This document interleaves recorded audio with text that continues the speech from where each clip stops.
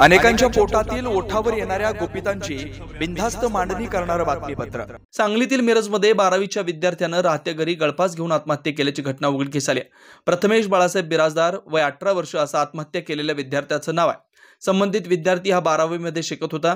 आज दिनांक 11 फेब्रुवारी पासून 12वीची परीक्षा सुरू झाली आहे, पण याआधीच परीक्षा सुरू होण्याआधीच प्रथमेश बिराजदार यानं सोमवारी रात्री 8 वाजता राहत्या घरी गळफास घेऊन आत्महत्या केली।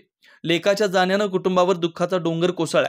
प्रथमेशच्या आत्महत्येचं नेमकं कारण समोर आलं नाही, मात्र त्याने परीक्षेच्या कारणामुळे परीक्षेच्या तणावातून आत्महत्या केल्याचा संशय व्यक्त केला जातोय।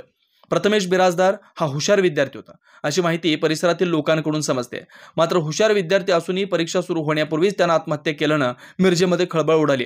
या घटनेनं परिसरातील नागरिकांमधून मात्र हळहळ व्यक्त होते। सोमवारी रात्री काय घडलं? प्रथमेश सोमवार रात्री खासगी अकॅडमीमधून मंगळवारचा उद्याचा पेपर कसा सोडवायचा याचं लेक्चर घेऊन आला होता। त्यानंतर सोमवारी संध्याकाळी त्याच्या बहिणीसोबत गप्पा गोष्टी करून तो पुन्हा अभ्यास करण्यासाठी दुसऱ्या खोलीत गेला होता। त्यानंतर रात्री 9च्या सुमारास जेवण करण्यासाठी त्याची बहीण त्याला बोलवण्यासाठी त्याच्या खोलीकडे आली। त्यावेळी प्रथमेश गळफास घेतलेल्या अवस्थेत दिसला। प्रथमेशनं आत्महत्या केल्याचं समोर आलं। भावाला अशा लटकलेल्या अवस्थेत पाहिल्यानंतर बहिणीनं एकच आक्रोश केला। त्याला तात्काळ रुग्णालयात नेण्यात आलं, मात्र तोपर्यंत त्याचा मृत्यू झाला होता। बेधडक निर्भीड बिनधास्त मांडणी करणारा खबऱ्या लाईव्ह।